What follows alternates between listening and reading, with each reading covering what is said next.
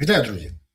Володимир Зеленський останнім часом, коли дає інтерв'ю, він все більше нагадує, давайте відверто, шоумена. Шоумена, який хоче подобатись і виглядати імпозантно. Йому важлива форма, а не зміст. І це велика проблема, бо те, що він зараз каже, впливає на майбутнє України, впливає на те, як будуть підтримувати Україну, впливає на те, як нас приймають. І от остання його заява, особливо в інтерв'ю політику, показують, що для нього першочергово, що для нього найважливіше, і ще одне, що його свідомість сформована радянськими фільмами. І я не перебільшую. Зараз покажу. Був такий старий радянський фільм «Операція І». Там про розкрадання майна, які намагалися прикрити імітацію пограбування. Пам'ятаєте, коли троє невдах злодіїв повинні були імітувати пограбування, розбити горілку, там все, щоб повірили, що пограбували, а не просто афери, які працювали на цьому складі, все продали наліво. Їм не вдалося, але от те, що я зараз почув, дуже нагадує історію саме з цим фільмом, коли імітацією намагаються прикрити розкрадання. Мова про «Фламінго». Бо Зеленський сказав, що лінію виробництва українських ракет FP-5 «Фламінго» просто знищили росіяни. І Зеленський це підтвердив, тому темпи виготовлення і зменшилися. Цікаво, а коли ж це сталося? Бо зразу стає зрозумілим, чому не можуть випустити 7 ракет на добу, чому нема 3000 ракет. І ми всі віримо. Так. До речі, на те ж саме сподівався і голова складу, на якому в операції І повинно було пройти псевдопограбування. Як каже Зеленський, одну велику виробничу лінію знищили в результаті ракетного удару, але я вже можу говорити про це. Її вже релокували і виробництво відновили. Я вибачаюся, якщо її знищили, то що релокували? Що перевезли? Він каже, що знищили лінію. Так, знищили чи пошкодили? Бо якщо пошкодили, тоді питання, чому нема тих ракет. А якщо знищили, то що ж релокували?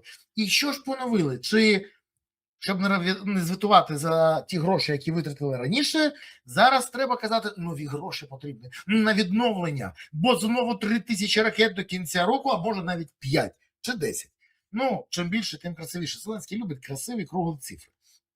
От тут дуже важливо, що якщо хтось не вірить, той агент Кремля, і все це російське ПСО. Але відверто, це ж ідеальна схема, щоб приховати все, що можливо. І в мене тільки одне запитання. Напишіть, будь ласка, в коментарях, чи вірите ви, що знищену лінію по виробництву ракет потім перевезли, і вона тепер працює в іншому місці. Знищену лінію перевезли. Знаєте, це як, не знаю, прилетіла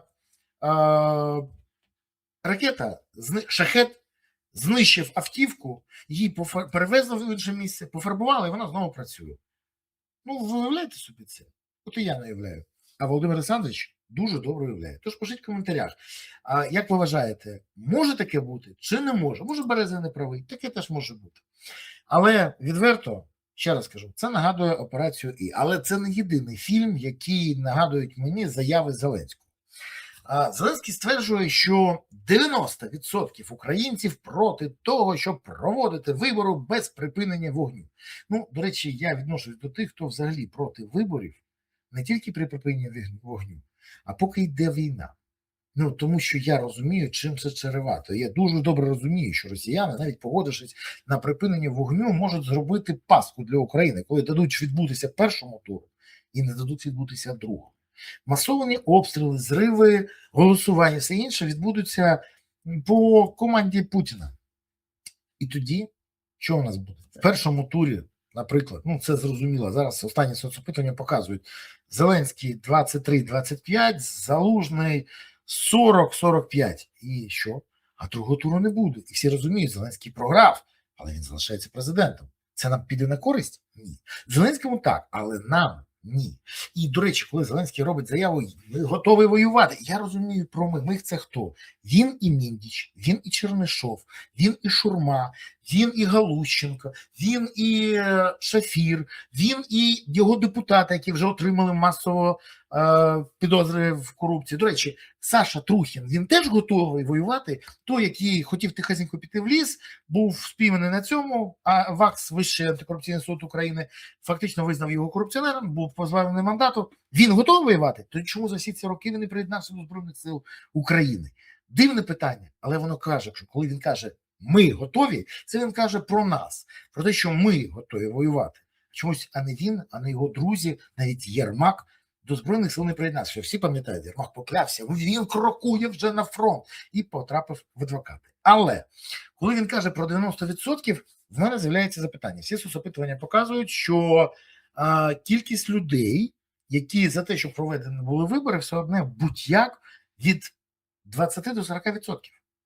І там різні форми підрахунку, голоса, все, але це не 10%. 20-40%. В мене питання. Це знову стара історія? Більше того, що він сказав про вибори? Нам потрібна безпека і припинення вогню.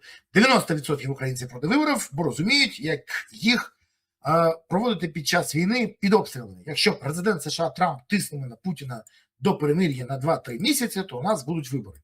Я вважаю, кому ці вибори потрібні? Тільки Зеленському, який може швидко з маніпуляціями і використанням адмінресурсу притягнути себе і намалювати собі потрібний результат.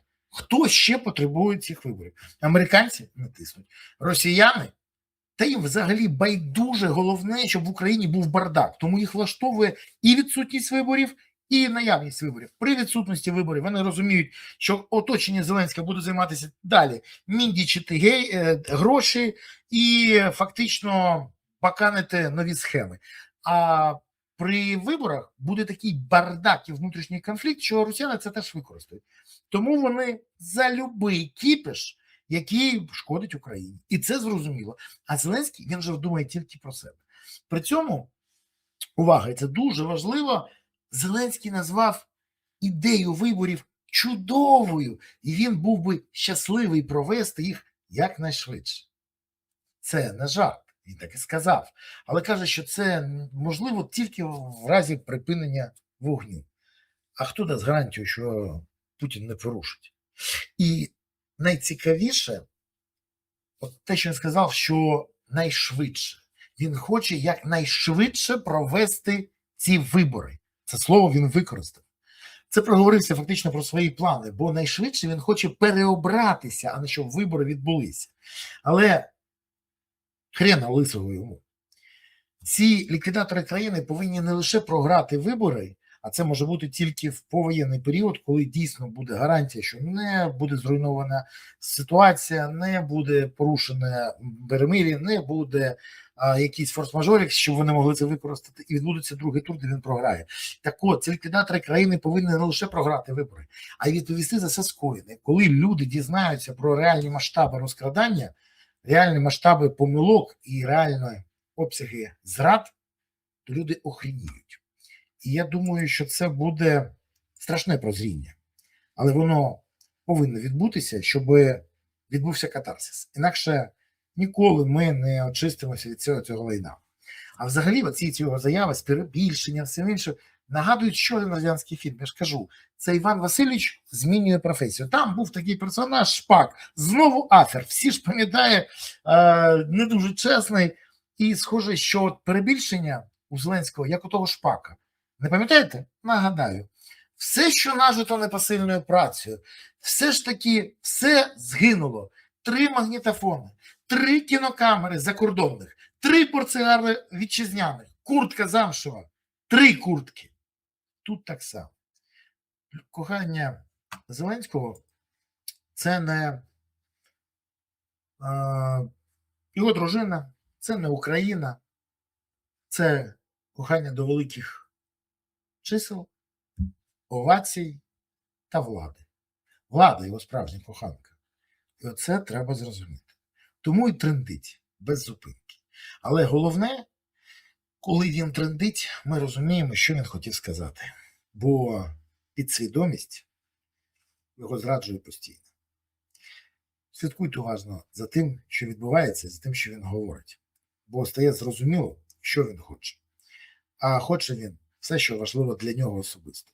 Бо Україна йому до одного місця. Як він казав, я вам нічого не должен. Він дійсно так вважає. І повірте, Україна без Зеленського буде відпочивати себе чудово. А от Зеленський без влади в Україні розуміє, що йому світить. Тому так і нервує. Дякую, що дивилися, дякую, що підписалися, поставили вподобайку, прокоментували, поширили відео. І дякую за те, що ви активні, а не пасивні. Я уважно буду слідкувати за всіма цими подіями, я звідчую їх. Тому не забувайте. І не тільки підписувати, а ще й тиснути на дзвоник, щоб ви першому отримувати інформацію про нове відео. Але головне, підтримуйте ЗСУ, допомагайте ЗСУ, донайте на ЗСУ, приєднуйтесь до ЗСУ, бо ЗСУ – це єдина сила, яка дійсно наближає перемогу і є запорукою того, що Україна є майбутнє. Підтримуйте ЗСУ. Гуртуємось навколо ЗСУ. Всі ресурси кидаємо на ЗСУ, і от тоді справді ми вистоїмо, і все буде Україна. Дякую, що дивились. Па-па.